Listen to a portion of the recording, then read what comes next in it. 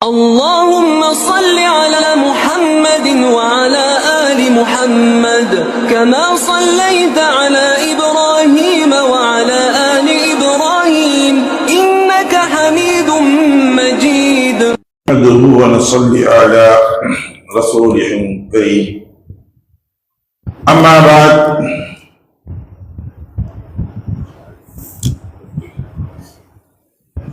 عن أنس بن مالك رضي الله تعالى عنه أن أناسا من الأنصار قالوا يوم حنين حين أفاء الله على رسوله من أموال هوازين ما أفاء، فطفق رسول الله صلى الله عليه وسلم يعطي رجالا من قريش المعة من الإبل، فقالوا يغفر الله لرسول الله صلى الله عليه وسلم يعطي قريشا ويتركنا إلى آخره أو قال نبينا صلى الله عليه وسلم. அருமைக்குரிய சகோதரர்களே, பெரியவர்களே, இன்று நான் பார்க்க இருக்கக்கூடிய தலைப்பு இஸ்லாத்தியை தழுவியவர்களுக்கு உதவி செய்தல். அவர்களுக்கு அதை உதவி செய்வதன் மூலியமாக இன்னும் ஈமான் வலுப்படுகின்றது. அவர்களை பற்றி அது சம்பந்தமான ஹதீஸ்களை இன்று நாம் பார்க்க இருக்கின்றோம். பாடங்களை அனஸ் இப்னு மாலிக் ரலியல்லாஹு தஆலா அன்ஹு அவர்கள் கூறியதாவது, அல்லாஹ் தன் தூதர் ஸல்லல்லாஹு அலைஹி வஸல்லம் அவர்களுக்கு ஹவாஸின் என்று குலத்தாரின் செல்வத்தை போரின்றி வெற்றி பரிசாக அளித்த போது ரசூலுல்லாஹி ஸல்லல்லாஹு அலைஹி வஸல்லம் அவர்கள் புதிதாக இஸ்லாத்தை தழுவிய சில குறைஷியருக்கு 100 ஒட்டகங்களை கொடுக்கலானார்கள். அப்போது அன்சாரிகளில் சிலர் அல்லாஹ்வின் தூதர் ஸல்லல்லாஹு அலைஹி வஸல்லம் அவர்களை அல்லாஹ் மன்னிப்பானாக, எதிரிகளான குறைஷிகளின் இரத்தம் நம் வானில் சொட்டிக் கொண்டிருக்க நமக்கு கொடுக்காமல் இவர்களுக்கு கொடுக்கிறார்களே, ஆனால் தியாகங்கள் பல புரிந்த நம்மை விட்டு விடுகின்றார்களே என்று கவலையுடன் சொன்னார்கள். அப்ப அன்சாரிகளுடைய வார்த்தைகள், சிலருடைய வார்த்தைகள் இதுபோல இருந்துச்சு. இப்ப இது எப்ப நடக்குதுன்னா ஃபதஹ் மக்காவுக்கு நடக்கக்கூடிய நிகழ்வுகள். இந்த சமயத்துல கொடுக்கும் பொழுது ரசூலுல்லாஹி ஸல்லல்லாஹு அலைஹி வஸல்லம் மக்காவை வச்சுதான் இது பங்கு செய்யறாங்க. இந்த ஃபதஹ் மக்காவிற்கு பின்னால் குறைஷிகள் ஏராளமான நபர்கள் அவர்கள் இஸ்லாத்தை தழுவி வர்றார்கள். இவங்களுக்கு இந்த போர் செய்யாமல் கிடைக்கப்பட்ட கனிமத்து பொருள்கள், ஏராளமான பொருள்கள் குமிஞ்சிருக்கு. இதுல என்ன செய்யறாங்க, இந்த புதிதாக இஸ்லாத்துக்கு வந்தவங்களுக்கு, குறைஷியில இருந்து இஸ்லாத்துக்கு வந்தாங்களே அவர்களுக்காக இந்த மக்காவாசிகளுக்கு 100 ஒட்டகங்களை ரசூலுல்லாஹி ஸல்லல்லாஹு அலைஹி வஸல்லம் கொடுக்கிறாங்க. இப்ப அன்சாரிகளில் சிலர்கள் இது போல பேசுறாங்க, அல்லாஹ் தஆலா ரசூலுல்லாஹ்வை மன்னிக்கணும், நம்ம அவங்க தப்பு செஞ்சது போல நினைச்சு இவங்க சொல்றாங்க, அல்லாஹ் தஆலா மன்னிக்கணும், நம்மளுடைய அவங்க அந்த குறைஷிகளிடம் நாம் போர் செஞ்சதுடைய காலகட்டங்கள் இருக்கு, அவர்களை நாம் வெட்டியதுடைய அந்த வாள்களில் இருந்த ரத்தங்கள் கூட இன்னும் சொட்டிக் கொண்டிருக்கின்றது. இதெல்லாம் விட்டு சொல்லுவாங்க, அவங்களுக்கு சீராக பாருங்க அப்படின்னு இவங்க பேசிக்கிட்டு இருந்தாங்க. அவர்கள் இந்த பேச்சுகளை ரசூலுல்லாஹி ஸல்லல்லாஹு அலைஹி வஸல்லம் அவர்களுக்கு தெரிஞ்சிருச்சு.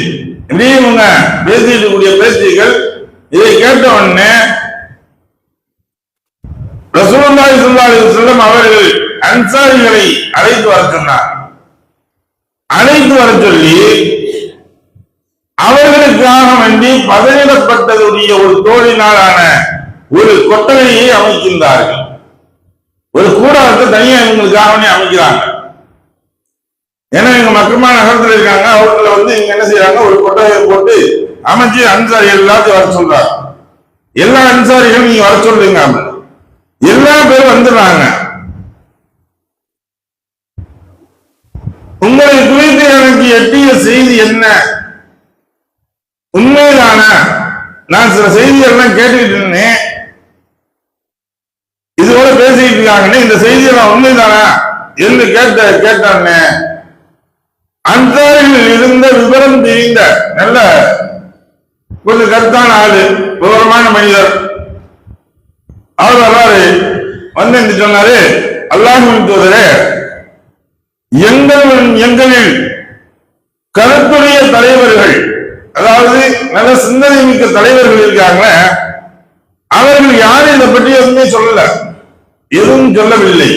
நீ அவங்களுக்கு கொடுத்தீங்கிறத பத்தி எதுவுமே சொல்லல. எங்கள்ல சில இந்த வாலண்டியர்ஸ் இருக்காங்க, இளைஞர்கள் இருக்காங்க, இந்த இளைஞர்கள் செய்த அவங்கதான் இந்த மாதிரி பேசிக்கிட்டு இருந்தாங்க. சிலர்கள் தான் இன்னைக்கு எல்லா ஊர்ல இருக்கக்கூடிய பிரச்சனையா அதுதான். நல்ல விஷயம் தெரிஞ்சவங்களுடைய முதியவர்கள், அனுபவம் உள்ளவர்கள் எல்லா விஷயத்தையும் பாத்தீங்கன்னா சரி எடுத்துக்கிறாங்க, சரி இருக்கட்டும், இவங்க சொல்றது சரியான கருத்து, இந்த இது செய்யறது நல்லதான். இந்த ஒண்ணும் தெரியாத ஆர்வக்காரராக இருக்கக்கூடிய இளைஞர்கள், இந்த விவரம் தெரியாதவங்க தான் இடையில ஏதாச்சும் ஒரு பிரச்சனையா பித்ரா பண்ணிவிட்டு போயிடுவாங்க, கோபத்தை ஏற்படுத்திவிட்டு. அதே போல அவங்க செஞ்சவங்க அன்சாரிகள் அனைவர்களுமே அவர்களை திட்டக்கூடாது என்பதாக சொல்வார்கள் நமக்கு சொல்லியிருக்காங்க. அவ்வளவுக்கு உயர்வானவர்கள் அன்சாரிகள். அப்படியா இந்த அன்சாரிகள் இருந்தாங்க. இவங்கதான் இந்த இளம் வயதுடைய மக்களின் சிலர்கள்னா இது போல செஞ்சாங்க, பேசிக்கிட்டு இருந்தாங்க. அல்லாஹ்வின் தூதர் அவர்களை அல்லாஹ் மன்னிக்கட்டும் என்ன சொன்னாங்க அப்படின்னா, அல்லாஹ்வின் தூதரை அல்லாஹ் தஆலா மன்னிக்கட்டும், நம்முடைய வாட்களில் குறைசியும் ரத்தம் சொட்டிக் கொண்டு இருக்க நம்மை விட்டுவிட்டு அவர்களுக்கு கொடுக்கிறார்களே என்று பேசிக் கொண்டிருக்காங்க. யார சொல்லா அப்படின்ட்டு அந்த மனிதர் சொன்னார். அவரை குறைசி. இதுக்கு முன்னாடி ஒண்ணு என்னன்னா, இந்த கூட்டத்துல உட்கார்ந்து இருக்கக்கூடிய சமயத்தில் ரசூலுல்லாஹ் கேட்கிறாங்க, ஏன்னா இவங்களுக்குள்ள நம்ம பேசுறோம், பிரச்சனை அன்சாரிகளுக்கு மத்தியில் தான் இந்த ஒரு கருத்து வேறுபாடுகள் போய்கிட்டு இருக்கு. இது ரொம்ப ஓவரா போயிடக்கூடாது, எல்லாத்துக்கும் பரவிடக்கூடாதுன்னு காரணம் கூட்ட வச்சு பேசுறாங்க. அப்ப அந்த கூடாரத்துக்குள்ள கூட்ட வச்சுட்டு கேட்கிறாங்களா, இங்க அன்சாரிகளை தவிர வேற யாராச்சும் இருக்கீங்களா அப்படி கேட்கிறாங்க. ஒன்னு அந்த இதை கேட்கிறாங்க. கேட்கன்னு சொன்னாங்க, யார சொல்ல யாரும் இல்ல, ஒரே ஒரு நபரை தவிர இவரும் இந்த அன்சாரி சஹாபி பெண்மணியுடைய புதல்வது, கல்யாணம் முடிச்ச மாப்பிள்ள தான், வேற யாருன்னா சரி, அவரும் என்னன்னா அன்சாரியை சார்ந்தவர் தான், அதனால அவரை விட்டுருங்க, வேற யாராச்சும் இருக்கீங்களா? இல்ல, யார சொல்ல யாரும் இல்லை, நாங்க மட்டும் தான் இருக்குன்னு சொல்லி. ஏன்னா இடையில ஒண்ணும் தெரியாத திடீர்னு உட்காந்துக்கிட்டு கருத்து சொல்லிட்டு குழப்பத்தை ஏற்படுத்திட்டு போயிடும். அதுக்கு ரசூலுல்லாஹ் வழிவகை செய்யல. ஒரு சில விஷயங்கள்லாம் நமக்கு செஞ்சிருக்கக்கூடியது என்னன்னா, எல்லாமே வழிமுறைகளை காட்டிக் கொடுக்கக்கூடியது. நாம் நடைமுறைகள் நான் செய்வதற்காக வேண்டி ஒரு பிரச்சனைகள் வருகிறது என்றால் அந்த பிரச்சனையை முடிவு செய்ய வேண்டும் என்றால் பிரச்சனைக்குரிய 2 நபர்களை மட்டும்தான் வைத்துக் கொண்டு பேசணும். அந்த 2 நபர்களை விட்டு 3வது நபரை மட்டும் கொண்டு உட்கார வச்சிருப்பாங்க. உதாரணத்துக்கு சொல்லணும்னா, குடும்ப பிரச்சனைகள் வரும், கணவன் மனைவியுடைய பிரச்சனை வரும், இல்லாட்டி மாமியா மாமனாருடைய பிரச்சனை வரும். இது போல குடும்ப பிரச்சனைகள் 2 குடும்பத்துக்கு மத்தியில் தான் இருப்பாங்க. அவங்க மட்டும் கூட வச்சு பேசணும்னா பிரச்சனை முடிஞ்சு போயிடும். இது மாப்பிள்ளை தோழன் உட்கார்ந்துக்குவான், பொண்ணுடைய தோழின்னு உட்கார்ந்துக்குவாங்க, பொண்ணுடைய அம்மாவுடைய தோழின்னு ஒருத்தவங்க உட்கார்ந்துக்குவாங்க. இவங்க இருக்காங்களே கருத்து சொல்றோம், நாங்களும் பேசுறோம், என்ன அப்படி எல்லாம் செஞ்சுட்டான் என்ன அப்படின்னு பேசி இருக்கிறதையும் சேர்வராம குடும்பத்தை ரெண்டாக்கிட்டு போயிடுவாங்க. அதைத்தான் எந்த ஒரு பிரச்சனைக்கும் யார் இதற்கு காரணம் அவர்களை மட்டும் வைத்து நாம் பேச வேண்டும், எல்லாத்தையும் கூட வச்சுட்டு பேசக்கூடாது அப்படிங்கிறதா.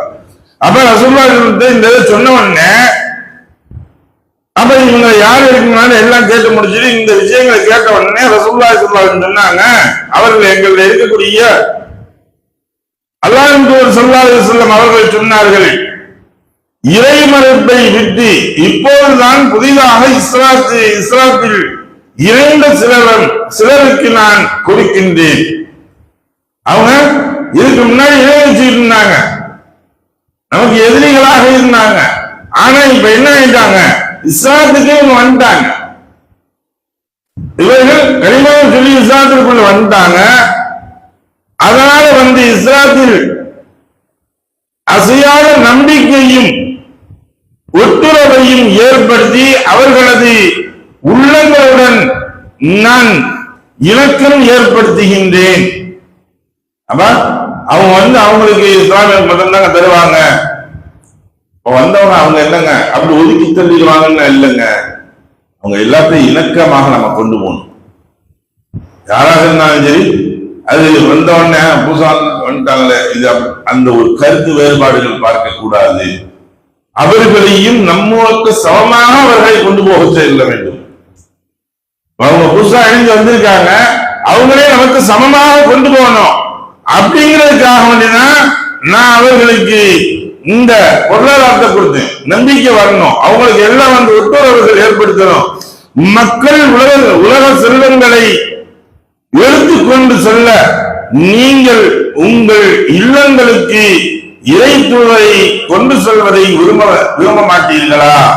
ரசூலுல்லாஹி அது கேட்கிறாங்க அன்சாரியை பார்த்து. எப்பா உலகத்துடைய செல்வத்தை அவங்க எடுத்துட்டு போட்டுப்பா, அவங்க குறைசியலுக்கு மக்காவாசிகளுக்கு உலகத்துடைய செல்வத்தை எல்லாம் எடுத்து கொடுக்கிறேன், ஆனால் உங்களுடைய ஒவ்வொரு நபர்களுடைய இல்லத்திற்கு நான் இருப்பது போன்று நான் வருகின்றேன். நீங்க அதை விரும்பலையா? உங்களுக்கு அது விருப்பம் இல்லையா அப்படின்னு கேட்கிறாங்க. ஏன் அப்படின்னா ரசூலுல்லாஹி ஸல்லல்லாஹு அலைஹி வஸல்லம் ஃபதஹ மக்கா வந்துட்டாங்க. மதீனாவில் இருக்கக்கூடிய சமயத்திலும் கூட தன்னுடைய சொந்த மண்ணை பற்றி அதிகமாக சிந்தித்து கவலைப்பட்டார்கள். மக்காவை பத்தி காபத்துல்லாஹ் இருக்குன்னு நமக்கு இல்லை, தன்னுடைய சொந்த இடம், இந்த மண்ணின் மைந்தன், மக்காவுடைய மண்ணின் மைந்தன் தான் ரசூலுல்லாஹி ஸல்லல்லாஹு அலைஹி வஸல்லம். அதுதான் அவங்க விருப்பப்பட்டு இருந்தாங்க. அதனால சஹாபாக்கள் அப்போதும் ஒரு பிரச்சனை பேசுறாங்க, ஃபதஹ மக்கா வந்துருச்சு, மக்காவை வெற்றி கொண்டுட்டாங்க, ரசூலுல்லாஹி நம்மளை விட்டு போயிடுவாங்க, மதீனா விட்டு போயிடுவாங்க, மக்காவிலே போய் தங்கிடுவாங்க அப்படின்னு நினைச்சாங்க. அப்ப சொன்னாங்க, அதுக்கு தான் எல்லாத்துக்கும் ஒட்டுமொத்தமா இந்த வார்த்தைகள் சொல்றாங்க, நானே உங்களுக்கு வரலப்பா, நீங்க இது விரும்பலையா அப்படின்னு சொன்ன உடனே அவங்க சொன்னாங்க, அல்லாஹ்வின் மீது ஆணையாக அவர்கள் பெற்று திரும்பும் செல்வத்தை விட நீங்கள் பெற்று திரும்புவதே சிறந்ததாகும் என்று சொன்னார்கள். அவங்க வாங்கிட்டு போறது ஏதோ கொஞ்ச நாளைக்கு இருக்கும், அதுக்கு பிறகு அது காலியா போயிடும், இது உலகத்துடைய பொருள். ஆனா நீங்க பெற்று செல்றீங்களே, என்ன கொண்டு போறீங்க அப்படின்னா உங்களுக்கு காலகாலத்துக்கு கியாமத் வரை அது புண்ணிய பூமியாக மாறிவிடுகின்றது. மதீனா நகரம் என்ன ஆயிடுச்சு, ரசூலுல்லாஹி ஸல்லல்லாஹு அலைஹி வஸல்லம் அங்கு சென்றதின் காரணமாக, அவர்கள் அங்கு அடக்கம் செய்யப்பட்டதின் காரணமாக மஸ்ஜிதுன் நபவி இன்றி புண்ணியமிக்க பூமியாக இருக்கின்றது. அங்க இல்ல ரசூலுல்லாஹி இல்லாட்டி அது கிடையாது. அப்ப மொத்தத்துக்கு கியாமத் வரை அதுதான், யாரும் மாற்ற முடியாது. அதனால நீங்க அதை பற்றி சொல்கின்றீர்கள் என்று சொன்ன, ஆம் அல்லாஹ்வின் தூதரே, நாங்கள்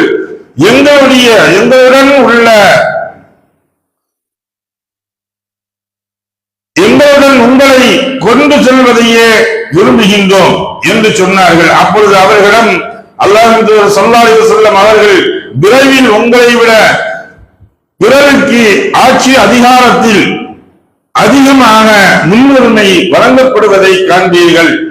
ஆகவே அல்லாஹ்வையும் அவனுடைய தூதரையும் மறுமையில் நீங்கள் சந்திக்கும் வரை பொறுமையாக இருங்கள். ஏனெனில் அன்று நான் எனக்கு வழங்கப்பட்டுள்ள சிறப்பு பரிசான அல் கௌசர் என்னும் தடாகத்தின் அருகே இருப்பேன் என்று சொன்னார்கள். அதற்கு அன்சாரிகள் நாங்கள் பொறுமையாக இருப்போம் என்று சொன்னார்கள். ரசூலுல்லாஹ் சொன்னாங்க, இதுக்கு பின்னாடி இதோட மட்டும் இல்ல, இதுக்கு பின்னாடி நீங்க அன்சாரிகள் ஆட்சி செய்ய முடியாது. உங்க இடத்துல என்ன செய்வாங்க, அந்த சமயத்திலே அன்சாரிகள் எல்லாரும் ஆட்சியில இருப்பாங்க. நீங்க யார் ஆட்சியில இருக்கிறது? மன்னராக இருக்கக்கூடியது அன்சாரிகள் இல்ல, எல்லாமே என்னது குறைஷிகளுடைய அந்த குலத்தை சேர்ந்தவர்கள். அவர்கள் தான் மக்காவாசிகளுடைய அந்த மக்காவில் இருக்கக்கூடியவங்க, அவங்கதான் இன்னைக்கு மன்னராக இருக்கக்கூடியது. விரைவில் என்ன செய்யும், இது போல மாறிடும். அவங்கதான் இருந்துட்டு இருப்பாங்க. அப்ப நீங்க என்ன செய்யுங்க, எங்களுக்கு கிடைக்கிறதே நீங்க பொறாமப்படாதீங்க, நீங்க எது செய்யாதீங்க, பொறுமையா இருங்க. எதுவரை கியாமத் வரை பொறுமையாக இருங்கள். ரசூலுல்லாஹ் சொல்லக்கூடியது அதான், கியாமத் வரை பொறுமையாக இருங்கள். என்னையும் சொல்லிட்டாங்க. ஏன்னா நாளை மறுமை நாளில் அல்லாஹ் தஆலா தண்ணீருக்காக தத்தளிக்கக்கூடிய அந்நாளில் எனக்கு கௌசர் என்று சொல்லக்கூடிய அந்த நீர் தடாகத்தை அல்லாஹ் தஆலா தருவா. அந்த இது பக்கத்துல நான் அனுப்பேன், நீங்க வாங்க, உங்களை நான் அங்க கவனிச்சுக்கிறேன், உங்களுக்கு ஏராளமான அள்ளி தெரியும். அதான் அது சுசம் வார்த்தைகள். அப்ப ரசூலுல்லாஹி ஸல்லல்லாஹு அலைஹி வஸல்லம் அவர்கள் விருப்பப்பட்டார்கள். அன்சாரிகள் உடனடியாக ஆம் நாங்கள் பொறுமையாக இருக்கின்றோம் என்பதாக அவர்கள் சொல்லி மாறினார்கள். அருமைக்குரிய சகோதரர்களே, பிறருக்கு உதவி செய்வதில், அதுவும் புதிதாக வரக்கூடியவர்களுக்கு நாம் தாராளமாக அவர்களுடைய ஈமான் பலத்தை ஏற வேண்டும் என்றால் இங்கு இருக்கக்கூடிய பொருளாதார பலங்கள் அவர்களுக்கும் ஏற வேண்டும். அப்பொழுதுதான் ஈமானுடைய உறுதி வரும். இல்லாவிட்டால் ஆட்டங்கள் கண்டுவிடும் என்பதைத்தான் இந்த ஹதீஸ்கள் நமக்கு விளக்குகின்றது. எதை படித்தோம், எதை கேட்டோமோ அதன் விளங்கி நடக்கக்கூடிய நன்மக்களாக ஆக்கி தந்தார். அல்ஹம்துலில்லாஹி ரப்பில் ஆலமீன். சுப்ஹானல்லாஹி வ பிஹம்திஹி, சுப்ஹானல்லாஹி வ பிஹம்திஹி, ونشهد ان لا اله الا انت ونستغفرك ونتوب اليك. امين. سبحان ربك رب العزه عما يصفون، والسلام على المرسلين، والحمد لله رب العالمين.